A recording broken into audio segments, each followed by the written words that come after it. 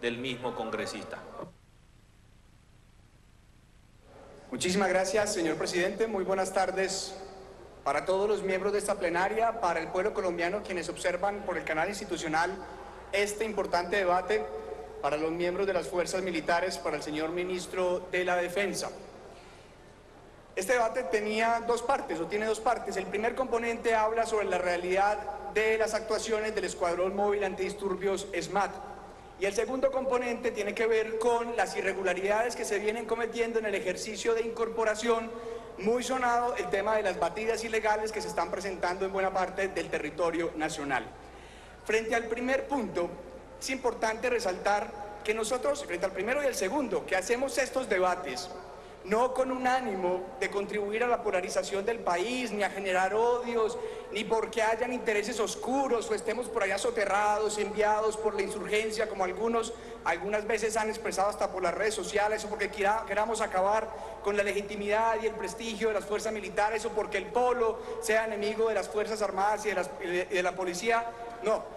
Estos debates se hacen porque el Polo Democrático Alternativo y la Alianza Verde estamos comprometidos con la construcción de un país en paz, y para poder que exista paz tienen que darse las condiciones para el fortalecimiento de la democracia, el respeto al Estado Social de Derecho, y esto implica que nuestras instituciones, todas, como lo hacemos desde el debate de control político hacia todos los ministerios, funcionen como deben funcionar y no se conviertan, por el contrario, en agentes que vulneren los derechos del pueblo colombiano.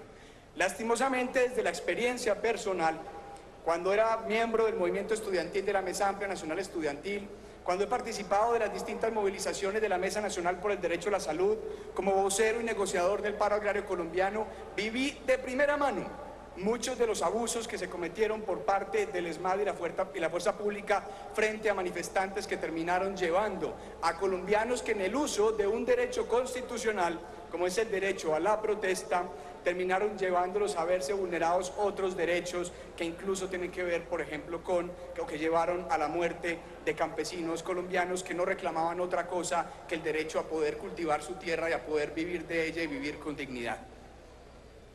Me tocó ver recientemente, en agosto 19, cuando el sector salud de la ciudad de Medellín organiza una manifestación pacífica y es reprimida por la fuerza, mientras los estudiantes, internos, residentes, profesionales de la salud, pacientes de las asociaciones de pacientes, le gritaban a la policía y a los miembros del SMAT: por ustedes estamos marchando, porque el problema de la salud es un problema del pueblo colombiano. Y porque la protesta no es otro elemento distinto, no es otra cosa distinta que el ejercicio activo de la democracia por parte de la ciudadanía colombiana. Por eso es inconcebible que el uso del aparato represor del Estado, que el uso de la fuerza por parte del Estado se lleve o se utilice para cercenar, acabar, estigmatizar, perseguir a la protesta social. Queremos denunciar esto porque queremos que esto no vuelva a ocurrir, porque en un país en paz, en un país que transita hacia la solución política y negociada de su conflicto armado, por un país que busca verdaderamente abrir espacios a importantes transformaciones sociales, la protesta tiene que ser más que atacada, defendida e incluso impulsada, porque esos derechos que se reivindican son los derechos de todos los colombianos. La misma policía padece las realidades de nuestro sistema de salud. Sí, se presentan algunos casos dentro de algunas manifestaciones que sé que también lo traerán a colación, donde van a decir: es que hay agentes agitadores, violentos dentro de algunas manifestaciones y por eso se hace el uso entonces de la represión policial. Primero, no son todos los casos, de hecho, en muchísimos casos quien inicia, porque lo he vivido, es la fuerza pública. Y segundo, el hecho de que exista quien violente el orden de una protesta no da derecho a que se violenten o se violen por parte de las instituciones del Estado los protocolos, los procedimientos y las órdenes que se dan desde nuestra Constitución y desde la ley. Frente al tema de batidas, hubo un antecedente cercano del que puedo hablar porque formé parte de un agite mediático muy grande que se dio porque me encontré una batida en la ciudad de Medellín. Batida que traté de detener porque, por supuesto, la Corte ha sido clara en decir que esos procedimientos no se pueden hacer, y que terminó de que me tuve que montar al camión para que a esos muchachos que los subieron ahí en un procedimiento ilegal, sin una adecuada individualización, violentando los protocolos que incluso el mismo ejército ha firmado con la Defensoría del Pueblo y violando las consideraciones de la Corte, pues lo subieron ahí, me tocó montarme al camión para garantizar que sus derechos no continuaran siendo vulnerados. Pero es porque también esto ha sido una realidad que viene siendo denunciada de manera reiterativa en medios de comunicación, en redes sociales, porque nosotros hemos trabajado con organizaciones de objetores por conciencia, porque día a día recibimos casos de personas que son reclutadas de manera indebida, que hay que decirlo, cuando no media la voluntad es un reclutamiento forzoso, por muy legal que sea, porque además de eso no es ilegal, no es legal lo que están realizando. Esas denuncias que día a día terminan desembocando también en que tienen que sacar a los muchachos, luego hay un reconocimiento de la justicia y del ejército que ese acto fue ilegal y que se cometió por fuera de los procedimientos.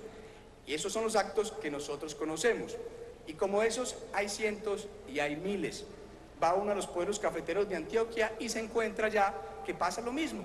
Los cafeteros de Antioquia vienen y nos dicen que en la zona cafetera parquean los camiones del ejército, bajan a los jóvenes de los camiones de las fincas, los montan y se los llevan y dejan las fincas sin recolectores de café o terminan persiguiéndolos por todo el pueblo, montándolos forzosamente en el camión. Y pues lo que uno termina viendo en muchas de las interlocuciones que tiene con los miembros de la fuerza pública que están haciendo los operativos, porque pareciera que manejaran dos lenguajes distintos quienes comandan y quienes ejecutan, termina dándose cuenta que hay confusiones muy fuertes o que pues generadas, fundadas o incluso avaladas, que terminan violentando derechos. Lo primero que habría que decir es que hay que entrar a denominar con claridad qué es eso, o a definir con claridad qué es eso de ser remiso. Un remiso no es una persona que porque cumplió los 18 años de edad y no ha normalizado su situación militar, entonces es remiso. No, el remiso es aquel que habiendo sido citado, va a una jornada de incorporación, le realizan sus exámenes, sale apto y a pesar de salir apto no presta su servicio militar. Ese es un remiso. Para los remisos, pues hay un procedimiento especial. Eso no tiene que ver nada con estas batidas que se han realizado en todo el país. Porque ¿qué es lo que son esas batidas? Pues son medidas que terminan restringiendo la libertad de esos colombianos que no tienen ningún sustento legal en nuestro país actualmente y que se han basado en eso que dice la Ley 48 de 1993, que pueden compeler a estos jóvenes con una interpretación muy extraña que está por fuera de la interpretación que la Corte le ha dado en la sentencia C-879 del 2011, terminan dirigiendo a estos muchachos a la fuerza, violando sus derechos a una institución militar para reincorporarlos a la fuerza pública. ¿Cuál es el procedimiento indicado? ¿Qué ha dicho la Corte? Porque, por supuesto, nuestra Constitución es clara en que los colombianos tenemos que definir nuestra situación militar y frente a eso no hay discusión. La discusión está en qué procedimientos están ejecutando en este momento. ¿Qué dice la Corte en su sentencia 879 del 2011? Lo primero, un joven que no haya sido inscrito, que no haya ido a una jornada, caso, por ejemplo, un joven que no terminó en el colegio, se salió antes, no estuvo en las jornadas que hacen los colegios que van y los llevan a las jornadas de incorporación, por ejemplo, un caso tipo, a estos jóvenes lo único que se puede hacer es darles una citación, un papelito, preséntese a la institución militar en tal fecha, a jornada de incorporación. Eso es lo que pueden hacer con estos jóvenes. Con los que son remisos, que vuelvo y lo recuerdo ya cuál era la definición de remisos, a ellos solo se les puede dirigir a una institución militar, la sentencia 879, si existe una plena individualización del sujeto y una orden individualizada, militar individualizada para esa persona. La 879 es claro que por ningún motivo, en batidas indiscriminadas, es decir, camiones que se parquean a subir muchachos, pueden cogerlos y dirigirlos a una institución militar con fines de incorporación. No pueden, y esto no es un tema optativo, esto es un mandato de la Corte Constitucional y lo que estamos haciendo acá no es otra cosa que la defensa del orden institucional. No pueden bajo ninguna circunstancia, y la Corte lo ha dicho no una vez, sino en reiteradas ocasiones, porque se están vulnerando derechos de los colombianos y derechos muy importantes. Uno de ellos, el derecho constitucional que se encuentra en el artículo 28 de la libertad individual, termina siendo violentado porque esto configura, como también lo ha dicho la Corte, una retención arbitraria, porque se violenta el derecho a la libertad de locomoción, al debido proceso, no pueden ser llevados de esta forma. La Corte ha ordenado además en sus sentencias, particularmente en la sentencia T455, que no puede, que el Ejército Nacional tenía que cesar este tema de los batidas y que tenía que además respetar e informar, no solo respetar, sino informar sobre el derecho que tienen los jóvenes a objetar por conciencia. La objeción por conciencia es un derecho constitucional y me ha tocado, yo mismo lo he visto, que nos bajamos en el batallón con los jóvenes. Les decimos, señores, ustedes tienen derecho constitucional a objetar por conciencia, lo dice la Constitución y lo ha dicho la Corte, y los señores militares le dicen a los pelados, eso es mentira, ese derecho no existe.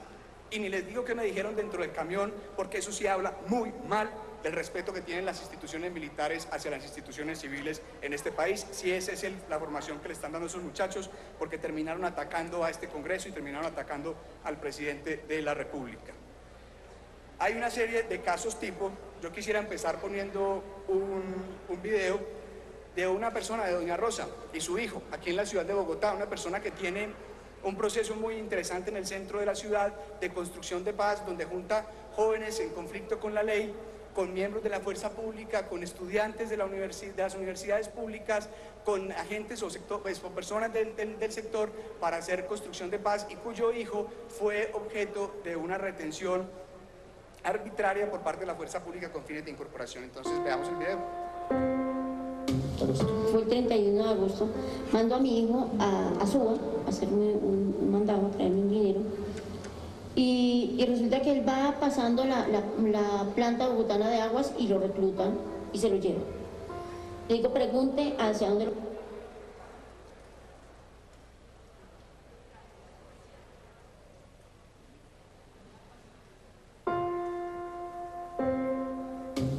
Fue el 31 de agosto, mando a mi hijo a Suba a hacerme un mandado, a traerme un dinero, y resulta que él va pasando la planta bogotana de aguas y lo reclutan y se lo llevan. Le digo, pregunte hacia dónde lo... Bueno, parece que el video tiene algunos problemas técnicos.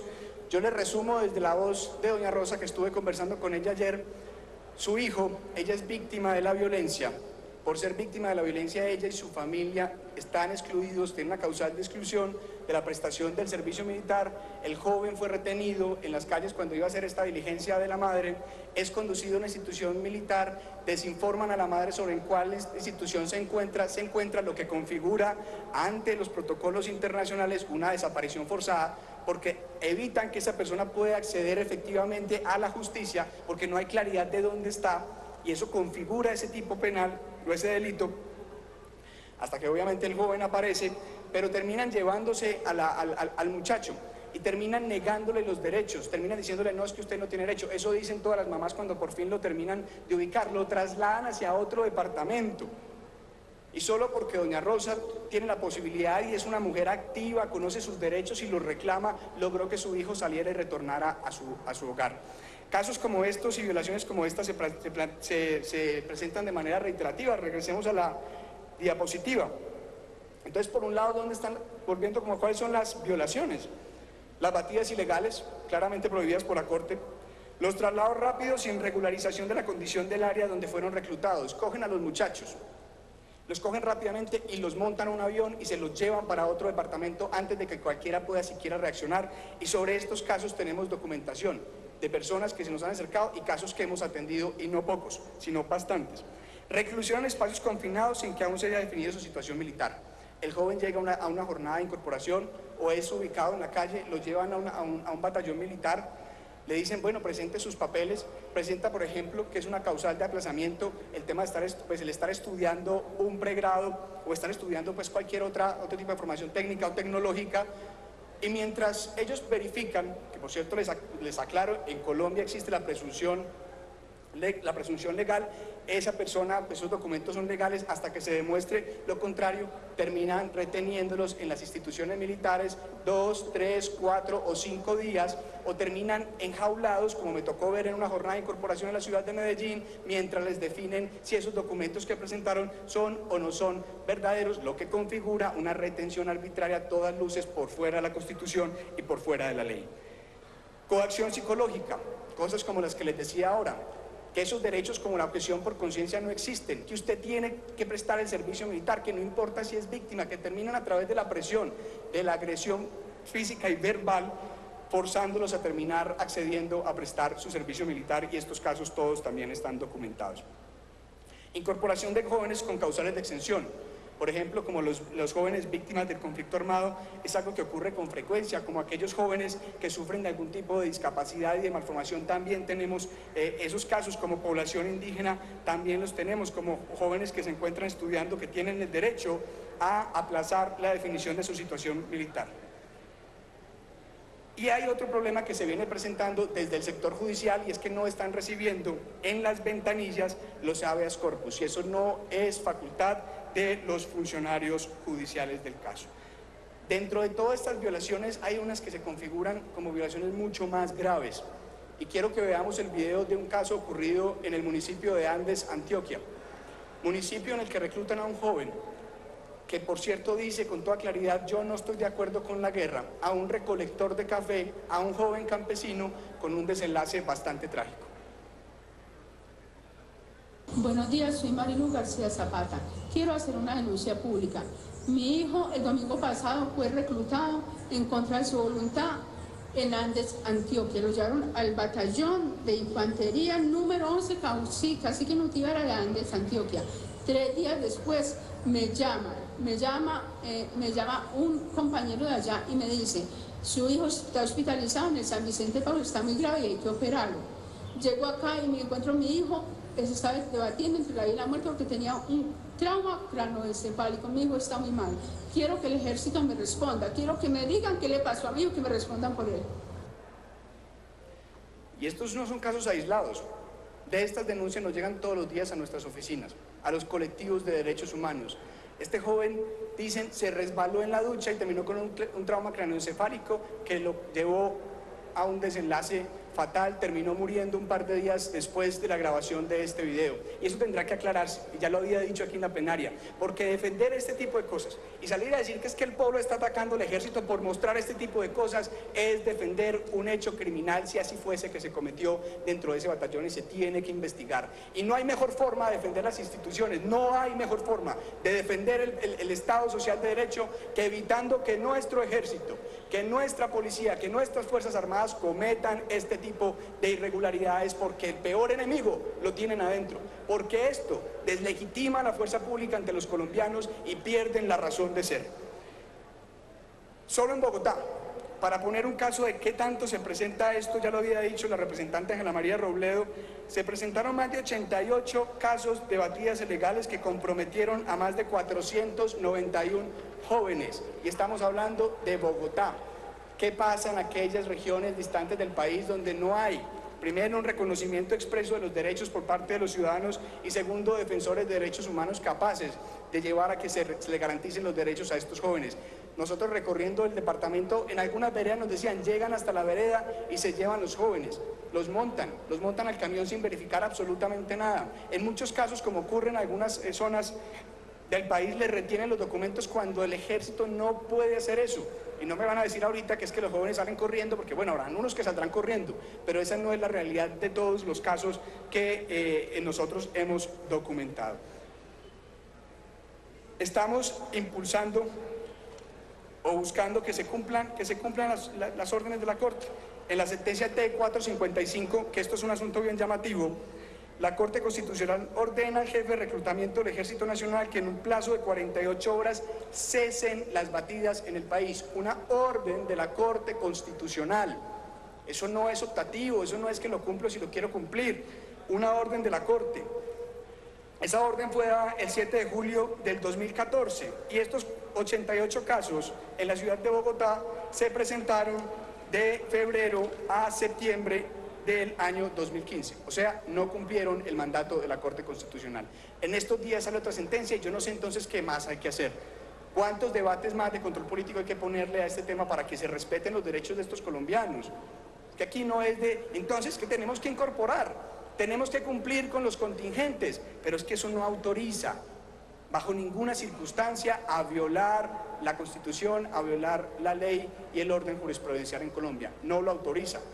Y no puede haber, por un lado, un discurso desde el nivel central, desde la jefatura de reclutamiento, hacia las regiones para cumplir con unos protocolos, y por el otro lado, la exigencia de unas cuotas de reclutamiento que terminan derivando en sanciones si no se cumplen y que coayudan a que muchos de los actores y los agentes de reclutamiento en los territorios violen la Constitución y violen la ley para poder garantizar esas cuotas que se les han impuesto. Ya lo había dicho Ángela María. Nosotros tenemos una propuesta frente a cómo debe funcionar este tema del servicio militar en el país. En el mundo se vienen desmontando los servicios militares obligatorios, en el mundo vienen implementándose los servicios sociales como una alternativa a estos servicios militares. Representante, le agradecemos, vaya concluyendo. Gracias. Por supuesto, señor presidente, concluyo. Se están desmontando en buena parte del mundo estos los servicios militares obligatorios. Por supuesto que quiera prestarlo de manera voluntaria, nosotros respetamos ese ejercicio de la voluntad, pese a que ideológicamente yo soy pacifista y pienso que el mundo tiene que avanzar, el mundo, hacia el fin de cualquier búsqueda de la solución de problemas en las sociedades vía el uso de la fuerza, y eso pues tocará irlo construyendo, pero en el ejercicio de la voluntad nosotros respetamos quien lo quiera hacer, pero hay otras formas de servirle al país. Por ejemplo, yo fui socorrista de la Defensa Civil Colombiana 6 años como voluntario, sirviéndole a Colombia, Eso es una forma también de servirle al país. Hay muchos jóvenes que en distintos escenarios podrían servirle a Colombia para la construcción de la paz, para la conservación de nuestro patrimonio histórico, de nuestro patrimonio natural. Hay otras formas de servirle a Colombia, como lo hacemos los profesionales de la salud en nuestro servicio social obligatorio, que no implican el colgarse un fusil en los hombros. Quiero entonces terminar diciendo que hay opciones, hay alternativas, que esperamos que este debate sirva para superar hechos francamente ilegales que están vulnerando los derechos de los colombianos, que se pueda por fin encontrar una salida a esas vulneraciones y que esperamos que el gobierno nacional no se haga de los oídos sordos, porque no puede ser una campaña que se haga solamente durante la época electoral en la que el presidente sale y le dice a una señora, señora, usted le prestaría a sus hijos a la guerra, y ahorita ya que vamos a año y medio de su mandato presidencial, poco o nada se habla de la abolición del servicio militar obligatorio. Dejo aquí, está acá, señor presidente, mandándole pues un mensaje a toda la sociedad colombiana, y es que hay que respetar el derecho a la protesta, que el derecho a la protesta es constitucional, que tenemos que hacerlo de forma pacífica, pero que tenemos que arreciarlo porque ante el estado de cosas y la vulneración de nuestros derechos no queda sino hacer valer aquellas reclamaciones que justamente estamos haciendo desde las calles. Muchas gracias, señor presidente.